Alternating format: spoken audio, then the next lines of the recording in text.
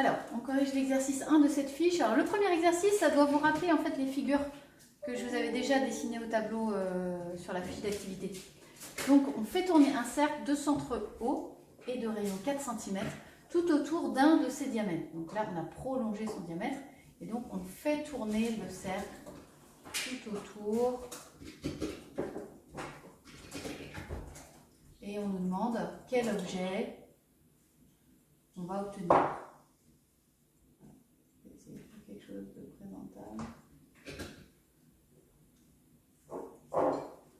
Voilà, et vous pouvez déjà deviner ce qu'on va obtenir comme objet. Il s'agit d'un objet qui est vide, donc, puisqu'on a fait tourner un cercle, et un cercle c'est vide, et on obtient une sphère de centre haut et de rayon 4 cm. Alors quand on représente une sphère à main levée, ce qu'on fait c'est qu'on trace un cercle au compas et puis on essaie de tracer en fait ce qu'on appelle un grand cercle. Ça correspond à l'équateur si on assimile notre sphère ou notre boule à la Terre. Voilà. Et ça se fait à la main. Ça, on ne peut pas le tracer au compas. La seule chose qu'on trace au compas, c'est le cercle là.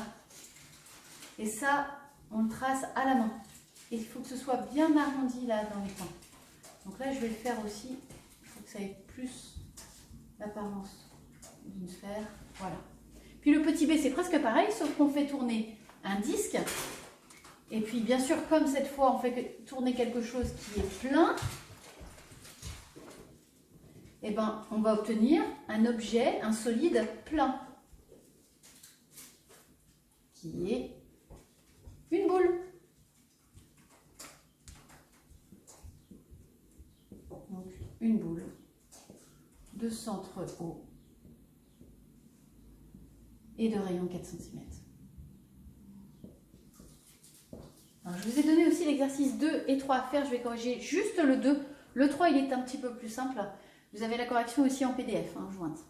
Donc, j'ai représenté la situation. On a une sphère, ce qui est bleu, de rayon 7 cm et puis une boule en noir de rayon 5 cm. Donc, la sphère, elle est vide. C'est juste l'enveloppe. La boule, elle, est pleine. Tous les points qui sont à moins de 5 cm ou à 5 cm de haut sont des points qui appartiennent à la boule.